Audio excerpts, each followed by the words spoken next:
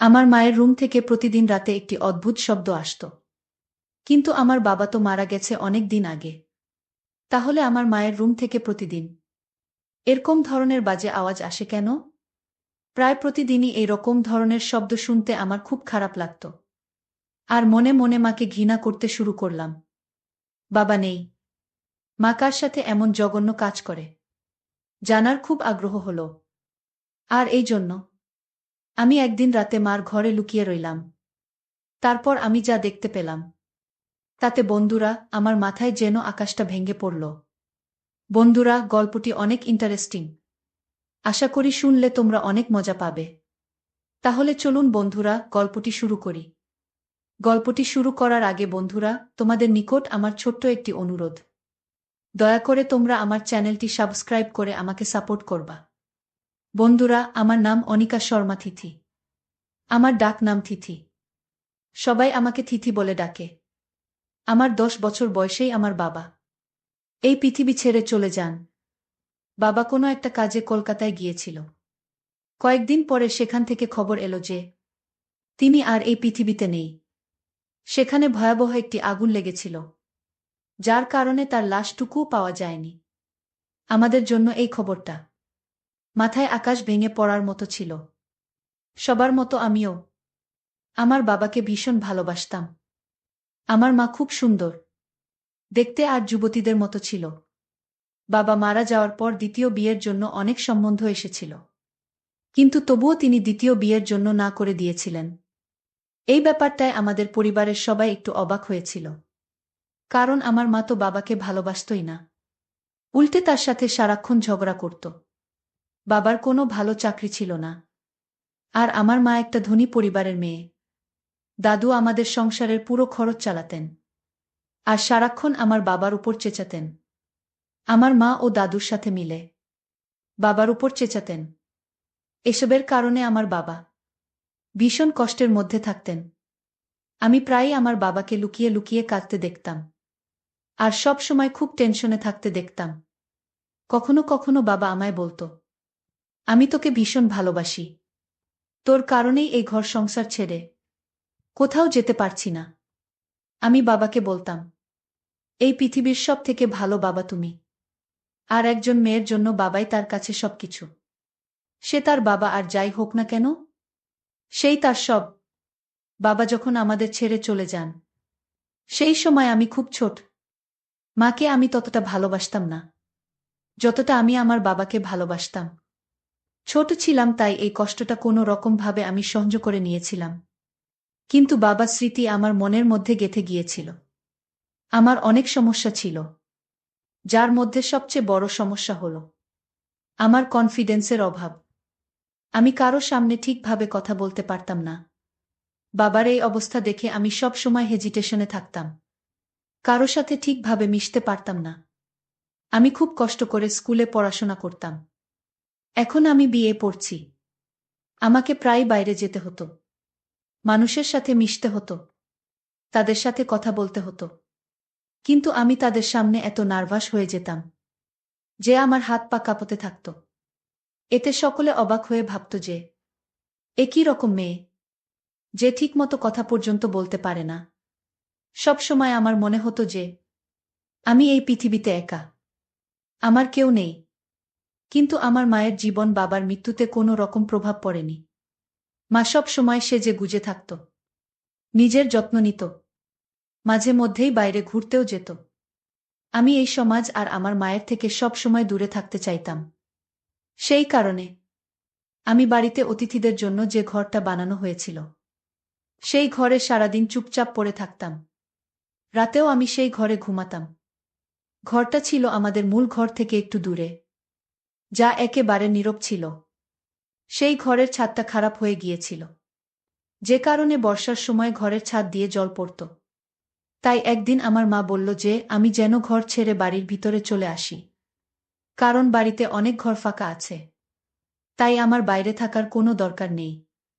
আমি ভিতরে আসতে চাইছিলাম না, কিন্তু বৃষ্টি হলে ঘরে জল পড়ে, এই একটা সমস্যার কারণে আমাকে ভিতরে আসতে হলো। আমার ঘরের সামনে যে ঘরটা, সেটাতে আমার মা থাকত। আমার ঘর থেকে মায়ের ঘরের জানালা পরিষ্কারভাবে দেখা যায়। ছোটবেলায়ও আমি ও বাবা মায়ের সাথে এ ঘরে থাকতাম। কিন্তু বাবা মারা যাওয়ার পরে এই ঘরে আসলে তার কথা মনে পড়ত। সেই কারণে আমি ঘর ছেড়ে বাইরের ঘরে থাকতাম। বাবার মৃত্যুর পরে আমি পুরো ডিপ্রেশনে ছিলাম। সেই কারণে আমি ডক্টরের কাছে চেক আপ করাতে যেতাম। ডক্টর আমাকে এটাই বলতো যে তুমি তোমার বাবার মৃত্যুতে হৃদয়ের গভীর আঘাত পেয়েছ, যা তোমার ভিতরে আতঙ্ক তৈরি করে এবং এর ফলে তোমার অবস্থা আরও খারাপ হয়ে যেতে পারে। এই কারণে তোমার শরীর খারাপ হচ্ছে, কিন্তু তোমাকে নিজের উপর নিয়ন্ত্রণ আনতে হবে, কেননা সে তো এই পৃথিবীতে নেই। তোমাকে মানুষের সাথে মিশতে হবে, কথা বলতে হবে, কিন্তু তুমি যদি নিজের উপর কন্ট্রোল না রাখতে পারো তবে তুমি মানুষের সাথে মিশবে কিভাবে, আর তুমি ঠিকই বা হবে কিভাবে? আমি নিজেই নিজেকে নিয়ে ভীষণ চিন্তায় থাকতাম। আমার বয়স এখন ২০ বছর। আইন অনুযায়ী ১৮ বছর বয়সে আমি সাবালিকা হয়ে গেছি। কিন্তু আমি নিজের কাজ নিজে করতে পারতাম না। তবে এখন আমাকে নিজের কাজ নিজেই করতে হবে। নিজের ভালো মন্দের চিন্তা নিজেকেই করতে হবে। এমনিতেও মায়ের উপর আমি খুব একটা ভরসা করি না। বাড়ির ভিতরে আসার পর থেকে আমি একটা অদ্ভুত ব্যাপার লক্ষ্য করেছি যে প্রতিদিন আমার মনে হয় মায়ের ঘরে কেউ একজন আসে। প্রথম রাতে ভেবেছিলাম এটা আমার মনের ভুল, কারণ এই সময় মায়ের ঘরে কে থাকবে? তাই আমি এই ব্যাপারটার দিকে তেমন একটা গুরুত্ব দিলাম না। কিন্তু দ্বিতীয় রাতেও আমি নিজের কানে কোনো পুরুষের গলার আওয়াজ শুনতে পেলাম। যখন আমার ঘর থেকে বেরিয়ে মায়ের ঘরের কাছে গিয়ে দেখলাম তার ঘরে আলো জ্বলছে। এর মানে হলো আমার মা জেগে আছে। এরপরে আমি মায়ের ঘরের দরজায় টোকা দিলাম। কিছুক্ষণ পরেই মা এমনভাবে বাইরে বেরিয়ে এলো, যেন মনে হচ্ছে তিনি সবেমাত্র ঘুম থেকে উঠে এসেছে। অথচ তার মুখের দিকে ভালো করে লক্ষ্য করে দেখে মনে হলো না যে তিনি ঘুমাচ্ছিলেন। আমি বললাম, মা তুমি জেগেছিলে? মা বলল যে, তুই এটা জিজ্ঞেস করার জন্য আমাকে ঘুম থেকে উঠালি? আমার ঘুমটা নষ্ট করলি? এটা তোমার ঠিক হয় নাই। আমি বললাম, মা আমার ঘুম আসছিল না, তাই জেগেছিলাম। তোমার ঘর থেকে একটা আওয়াজ শুনতে পেয়েছিলাম, তাই তো তোমাকে ডাকলাম। আমার কথা শুনে আমার মা বলল, তুই পাগল হয়ে যাসনি তো? কি সব ফালতু কথা বলছিস? আমি বললাম, তাহলে হয়তো তুমি ঘুমানোর সময় টিভিটা অফ করতে ভুলে গিয়েছিলে, তাই আমি হয়তো তারই আওয়াজ শুনেছি। আর তুমি ঘুম থেকে উঠে এক্ষুনি টিভি বন্ধ করে বাইরে এলে। আমার কথা শুনে আমার মা রেগে গেলেন।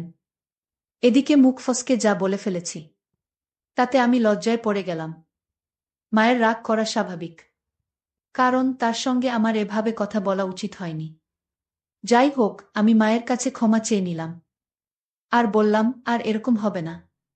সকালে মা কাজের জন্য বেরিয়ে গেল। তারপর সুযোগ বুঝে আমি মায়ের ঘরে গেলাম। মায়ের সাথে রাতের বেলা এইভাবে কথা বলা আমার উচিত হয়নি। তাই মনে মনে ভাবলাম, আমি যদি মায়ের ঘরটা সুন্দর করে পরিষ্কার করি তাহলে মা খুশি হয়ে যাবে। এইভাবে মায়ের ঘর পরিষ্কার করতে শুরু করলাম। প্রতিদিন যেভাবে ঘর পরিষ্কার করা হয় আমি সেভাবে মায়ের ঘর পরিষ্কার না করে ঘরটাকে খুব সুন্দর করে পরিষ্কার করতে চেয়েছিলাম। আমি সবেমাত্র ঘর পরিষ্কার করা শুরু করেছি, এমন সময় আমার হাতে এমন একটা জিনিস পেলাম যে তার সাথে মেয়েদের কোনো সম্পর্কই নেই। এটা শুধুমাত্র ছেলেরাই ব্যবহার করে। সত্যি বলতে কি, এটা বিবাহিত ছেলেরা ব্যবহার করে, আর তা আমার মায়ের ঘরে, তাও তার বিছানার তোশকের নিচে। আমি খুব অবাক হয়ে গিয়েছিলাম, কিন্তু আমি এ ব্যাপারে আমার মাকে জিজ্ঞেসও করতে পারবো না, কারণ জিনিসটা দেখেই আমার লজ্জা লাগছিল। কিন্তু এই জিনিসটা মায়ের ঘরে কিভাবে এলো আমি খুব চিন্তা করতাম। হঠাৎ আমি বাড়ির বাইরের দরজায় যেন আওয়াজ পেলাম। আমি ভাবলাম হয়তো মা এসে পড়েছে, তাই ঘর পরিষ্কার না করেই আমি তাড়াতাড়ি করে আমার ঘরে চলে এলাম। এরপরে আমি ঘর পরিষ্কার করার ব্যাপারটা আমার মাথা থেকে বের করে দিলাম। কয়েকদিন পরে আমি আমার মায়ের একটা সত্যি জানতে পারলাম।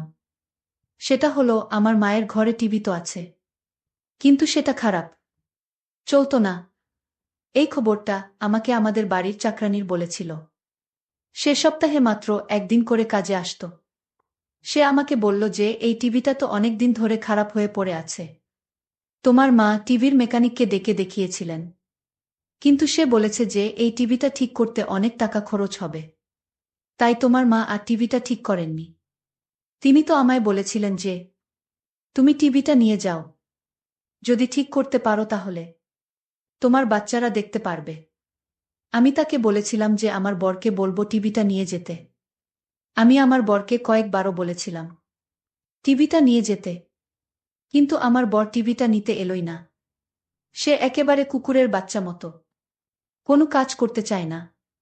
চাকরানী তো তার নিজের সংসারের সমস্যা নিয়ে বিভিন্ন কথা বলতে শুরু করে দিল, কিন্তু আমার ধ্যান অন্য জায়গায় পড়েছিল। যদি টিভি খারাপই হয়, তাহলে তো আমার মা কি সেই রাতে টিভি চালায়নি? তাহলে মায়ের ঘর থেকে কিভাবে পুরুষ মানুষের গলার আওয়াজ আসছিল? তাহলে কি মা আমাকে মিথ্যা বলেছিল? আমি তো ছোটবেলা থেকেই বাড়িতে আছি, যদি অনেকগুলো বছর বাইরের ঘরে কাটিয়েছি, কিন্তু এ ব্যাপারে কিছুই টের পাইনি। যখন আমি ভিতরের বাড়িতে এলাম, তখন এই সমস্ত জিনিস আমি জানতে পারলাম। আগে আমি বাইরে যে ঘরটাই থাকতাম, সেটা বেশ ছোট ছিল। সেখানে বাথরুমটা বাড়ির বাইরে, অনেকটা পিছনের দিকে। শীতকালে আমাকে বাথরুম করতে বাড়ির বাইরে যেতে হতো। যদিও বাড়ির ভিতরে অ্যাটাচ বাথরুম ছিল, কিন্তু মা কখনো আমাকে ভেতরের বাথরুম ব্যবহার করতে বলেনি। মা কখনো আমাকে বলেনি যে এই শীতের রাতে বাথরুমের জন্য তোর বাড়ির বাইরে যাওয়া ঠিক না। সর্দি কাশি লেগে যেতে পারে, বা অন্য কিছু হয়ে যেতে পারে। যদিও আমি তার একমাত্র মেয়ে, এখন তো বাইরের ঘরটা ভেঙেই পড়েছে, তাই বাধ্য হয়ে মা আমাকে ভিতরে ডেকেছে। এই বাড়িটা আমার দাদুর ছিল। বাড়িটা বহু পুরনো, যার একটা অংশ জানি না কিভাবে অন্য একজন কবজা করে নিজের নামে করে নিয়েছিল। বাকি অংশটা আমাদের ছিল। বাড়িটা অনেক বছরের পুরনো, ইংরেজ আমলের। নতুন কেউ বাড়িটা দেখলে হতবাক হয়ে তাকিয়ে থাকত আর বলতো, আমাদের একবার ভিতরে যেতে দাও, আমরা ঘরের ভিতরটা দেখতে চাই।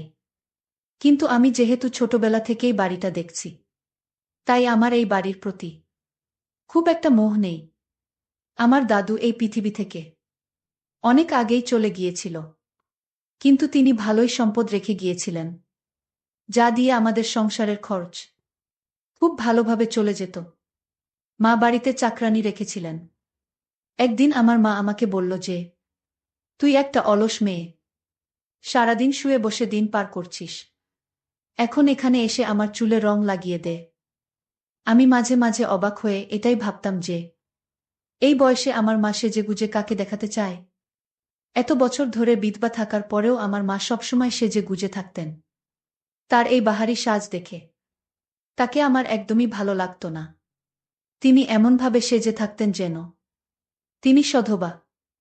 একবার তো পুজোতে মাকে হাতের মেহেন্দিও করতে দেখেছি, কিন্তু কোন বিধবার তো ইচ্ছাই করার কথা না এসব করার। আর যখন তার স্বামী বেঁচে নেই, তখন মেহেন্দি পরে তিনি কাকে দেখাবেন? আমার মা সেই সমস্ত কিছুই করতেন, যা কিনা একজন সধবা মহিলা করেন। নিজের খুব যত্ন নিত। আর একবার যখন মায়ের চুল সাদা হতে লাগল, তখন তো তিনি চুলে কালারও করলেন, সাথে মেহেন্দিও লাগালেন। ভালো গাও রঙের শাড়ি পরতেন, নিজের হাত পায়ে নখে নেল পালিশ লাগাতেন। আমি একটা অবিবাহিত মেয়ে হয়েও নিজেকে এত খেয়াল রাখতাম না, যতটা আমার মা নিজের খেয়াল রাখতেন। আমি শুনেছিলাম আমার মা আর বাবা প্রেম করে বিয়ে করেছিলেন, তাই তো ভালোবাসার টানে বড়লোকের মেয়ে আমার মা আমার গরিব বাবাকে বিয়ে করেছিলেন। না হলে দাদু এই সম্বন্ধ কোনো দিনও মেনে নিতেন না। তিনি আগে সেনাবাহিনীতে ছিলেন এবং ভীষণ শক্ত মনের মানুষ ছিলেন। রাতে আবারও মায়ের ঘর থেকে আওয়াজ আসলো। আমি কান লাগিয়ে শোনার চেষ্টা করলাম, এটা কিসের আওয়াজ? কিছুক্ষণ শোনার পরে আমার যেন মনে হলো কোনো পুরুষ মানুষ কথা বলছে, আর আমার মা তার কথা শুনে হাসছিল আর লজ্জা পাচ্ছিল। কথা শুনে মনে হচ্ছিল যেন লোকটা আমার মায়ের খুব প্রশংসা করছে। আর এতে আমার মা লজ্জা পাচ্ছে। আমি শিওর যে ভিতরে কোনো পুরুষ মানুষ আছে। যাই হোক, চুপ করে ঘরে এসে শুয়ে পড়লাম। কয়েকদিন পরে আমার বাবার বাৎসরিক কাজ। প্রথম থেকেই বাবার বাৎসরিক কাজের দিন আমার মন ভার হয়ে থাকত। মনে হতো যেন আজকেই উনি আমাদের ছেড়ে এই দুনিয়া থেকে চলে গেছেন। বাবার বাৎসরিকের দিন সকালে দেখলাম মা সেজেগুজে বাইরে বেরিয়ে এলো। মাকে সেদিন খুব রোমান্টিক মনে হলো। আমি মাকে বললাম, আজকের দিনে অন্তত সাদা কাপড় পরে আসতে পারতে। শুনেছি বিধবারা সেজেগুজে থাকলে তাদের স্বামীর আত্মা কষ্ট পায়। মা বলল, কি বলতে চাইছিস তুই? আমি বললাম, বাবার আজ বাৎসরিক কাজ, তাই আজকের দিনটা অন্তত নর্মাল ভাবে থাকো। তখন মা বলল, তোর বাবা অনেক দিন আগে মারা গেছে, তাই এখন এসব বাৎসরিক তাৎসরিক করে কোনো লাভ নেই। কিন্তু আমি বললাম, আমি প্রত্যেকবারের মতো কিছু গরিবকে সাহায্য করব। মা বলল, তাহলে তাই কর। আমি বললাম, তুমি কোথায় যাচ্ছ? মা বলল যে আমার এক বন্ধুর মেয়ের বিয়েতে যাচ্ছি। আমি বললাম, আজ তো তোমার স্বামীর বাৎসরিক কাজ, আর তুমি আজকে তোমার বন্ধুর মেয়ের বিয়েতে যাচ্ছ? মা বলল যে বাৎসরিক কাজ প্রত্যেক বছর হয়, কিন্তু বিয়ে প্রত্যেক বছর হয় না। যে মারা গেছে তার জন্য আমি আমার এত ভালো বন্ধুকে কষ্ট দিতে পারবো না। তারা খুব বড়লোক, আর তারা শহরে থাকে। আমি তার বড় ছেলের সাথে তোর বিয়ে দিতে চাই। এই সময় আমি মাকে বললাম, যখন তোমার বন্ধু জানতে পারবে যে তুমি তোমার বরের বাৎসরিক কাজের দিন সেজেগুজে বিয়ে খেতে গেছ, তখন তারা তোমার সম্বন্ধে কি ভাববে? তারা তো তোমাকে অমানুষ ভাববে। আমার কথা শুনে মা বলল, তুই ভীষণ বাজে হয়ে গেছিস। আমার সামনে তুই এত কথা বলতেছস কেন? খবরদার বলছি, এরপর তুই যদি আমার সামনে এই ধরনের বাজে কথা বলিস, তাহলে আমার থেকে খারাপ কেউ হবে না। তোর বাবা তো এরকম ছিল না। জানি না তুই কার মতো হয়েছিস। আমি বললাম, তিনি তোমার স্বামী, আর আমার বাবা ছিলেন। তার জন্য তো তোমার একটুখানি সময় বের করা উচিত। কিন্তু তুমি না তো আমার পরোয়া করো, না তো বাবার পরোয়া করো। কে থাকলো আর কে গেল তাতে আমার কিছু যায় আসে না। এবার তো মা কোনো কথার জবাব না দিয়ে বাড়ি থেকে বেরিয়ে গেল। কিন্তু ওই রাতে আমি কিছু এমন দেখলাম যা দেখে আমার পায়ের তলা থেকে মাটি সরে গেল।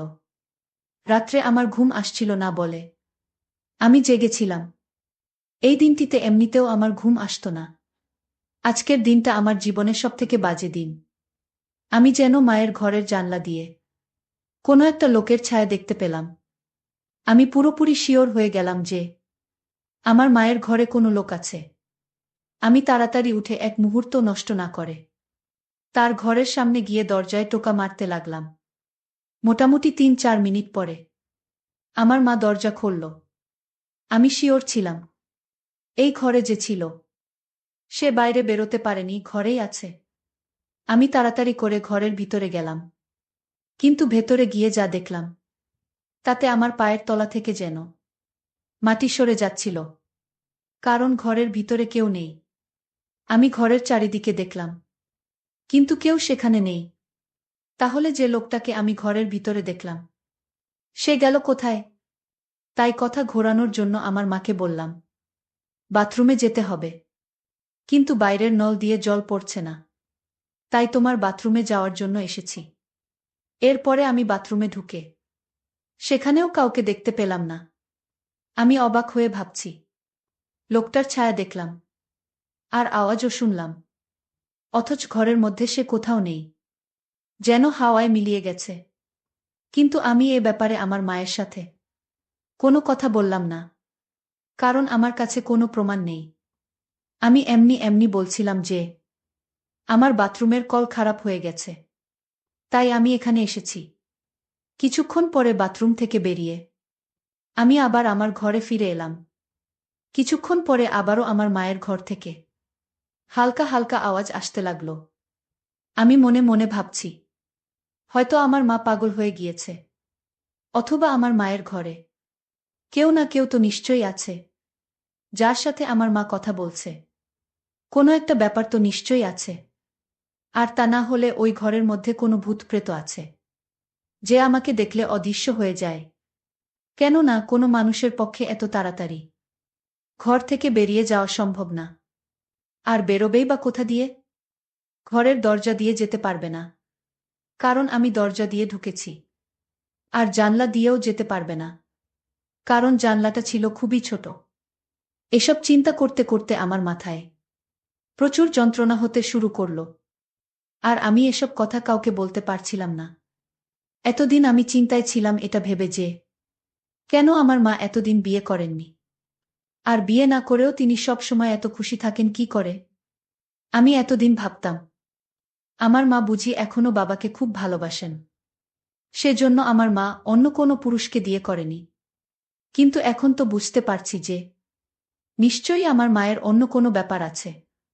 তার জীবনেও হয়তো কেউ আছে, আর সে হয়তো আমার মায়ের সাথে খুব বাজে কাজ করে।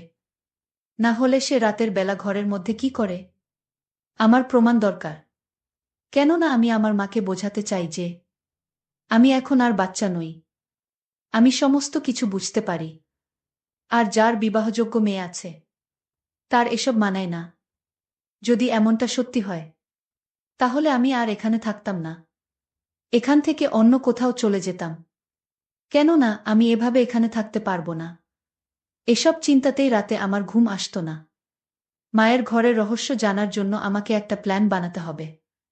আমি মায়ের ঘরে যেতে পারতাম না, তাই আমাকে বুদ্ধি খাটিয়ে এমন একটা প্ল্যান বানাতে হবে, যাতে ভুলের কোনো সম্ভাবনা না থাকে। শেষ পর্যন্ত আমার মাথায় এমন একটা প্ল্যান এসে গেল, যে তাতে ভুল হওয়ার কোনো সম্ভাবনা নেই।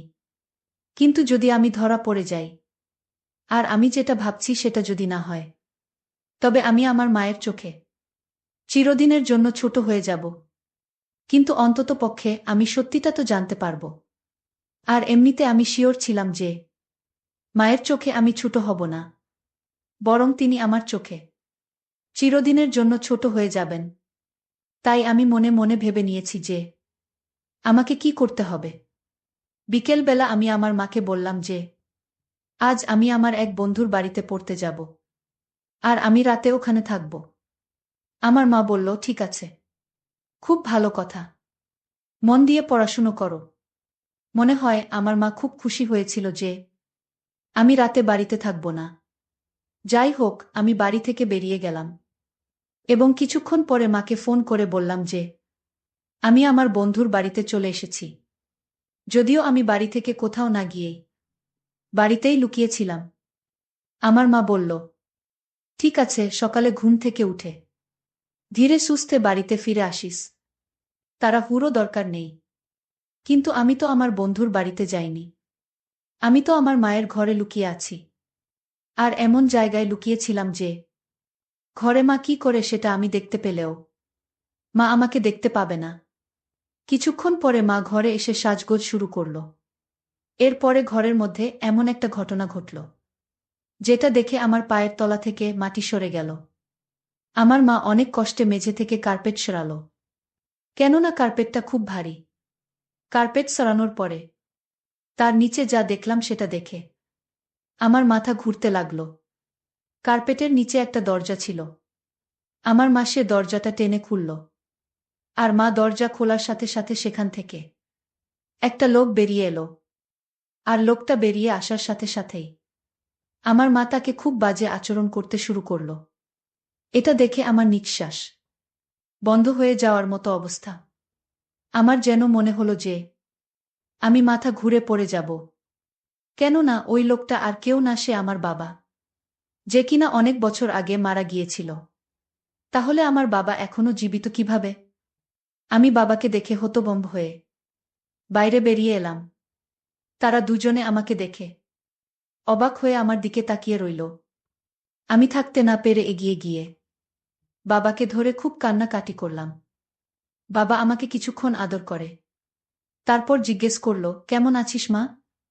আমি বললাম, বাবা, তুমি বেঁচে থাকতেও মরা নাটক কেন করেছিলে? আমার বাবা বলল, সোনা মা আমার, আমরা খুব গরিব ছিলাম। আমাদের কাছে কিছুই ছিল না।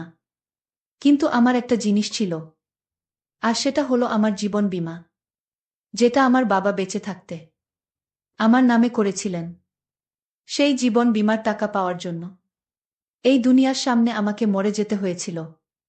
আমি মরে গেলেই জীবন বীমা থেকে 1 কোটি টাকা পাওয়া যেত। আমার কাছে আর কোনো অপশন ছিল না। তোর দাদুরও সবকিছু বিক্রি করে শেষ হয়ে গেছিল। আমরা অনেক অভাবে পড়ে গেছিলাম মা। আমাদের কাছে আর কিছুই ছিল না। তাই তোদের ভালোভাবে রাখার জন্য আমাকে এই নাটকটা করতে হয়। এরপর সকলের সাথে সাথে জীবন বীমা লোকেরাও বিশ্বাস করেছিল যে আমি মরে গিয়েছি।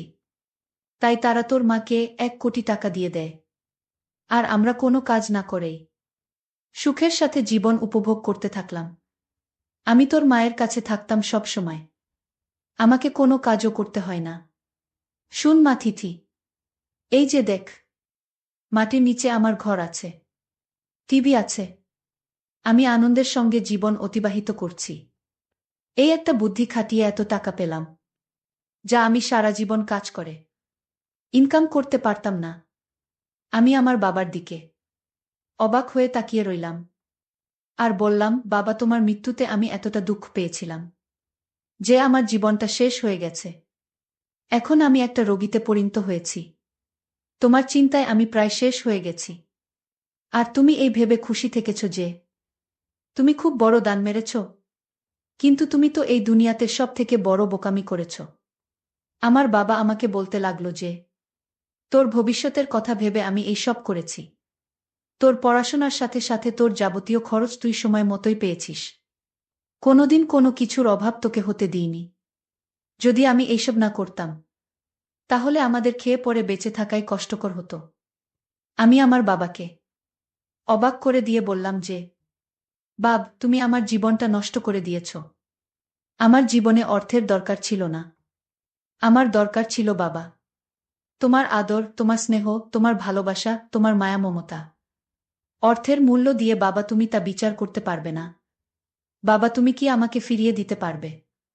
বাবা, অর্থের মূল্য দিয়ে তুমি কি আমাকে অতীতে যে যন্ত্রণা দিয়েছ, সে যন্ত্রণা ফিরিয়ে দিতে পারবে? কখনো পারবে না। তোমার এটা কখনো উচিত হয়নি বাবা। অর্থের মূল্য দিয়ে তুমি আমার জীবনের সুখের মূল্য বিবেচনা করেছ, যার জন্য আমার মাথা এবং মনের অবস্থা পুরোটাই শেষ। না মরেও পৃথিবীতে মরে থাকার মতোই বেঁচে আছি। যাই হোক বাবা, অর্থ দিয়ে তুমি সুখে থেকো, ভালো থেকো। তোমার কাছ থেকে আমি আর কোনো সুখ স্বাচ্ছন্দ্য চাইব না। বন্ধুরা, পরিশেষে আমি বলবো, আমাদের জীবনেও মাঝে মধ্যে এরকম ধরনের কিছু ঘটনা আসে, যা কেউ কখনো কল্পনাও করতে পারে না। অনেক সময় অর্থের জন্য মানুষ জীবনের রূপ পাল্টিয়ে দেয়া, পরিবার, আপনজন সবার কাছ থেকে বিসর্জন দিয়ে জীবনকে ভিন্ন উপায় নিয়ে যায়। তখন সে পরিবার পরিজনের চাইতে নিজের স্বার্থটাকে বেশি প্রিয় মনে করে। কিন্তু এটা মোটেও উচিত না। আমাদের প্রত্যেকটি কাজ করার পূর্বে আমাদেরকে সবকিছু বিবেচনা করে ভাবা উচিত। বিশেষ করে পরিবার পরিজনদের কথা মাথায় রেখে প্রত্যেকটি কাজ, অর্থাৎ দুর্বিষহ কাজগুলো বিবেচনা করে করা উচিত। বন্ধুরা, আজকে এই পর্যন্তই। আমি লামিয়া আবারও আসবো তোমাদের মধ্যে নতুন কোনো ভিডিও নিয়ে। ভিডিওটি যদি তোমাদের ভালো লাগে, তাহলে একটি লাইক দাও। প্রতিদিন আমি তোমাদেরকে একটা করে নতুন গল্প উপহার দিব। তাই তোমাদেরকে অনুরোধ করে বলছি, তোমরা যদি এই রকম ধরনের ইন্টারেস্টিং গল্প পেতে চাও, তাহলে দয়া করে আমার চ্যানেলটি সাবস্ক্রাইব করো। পরিশেষে তোমাদের সকলের সুস্বাস্থ্য কামনা করি। ভিডিওটি দেখার জন্য তোমাদের সকলকে অসংখ্য ধন্যবাদ।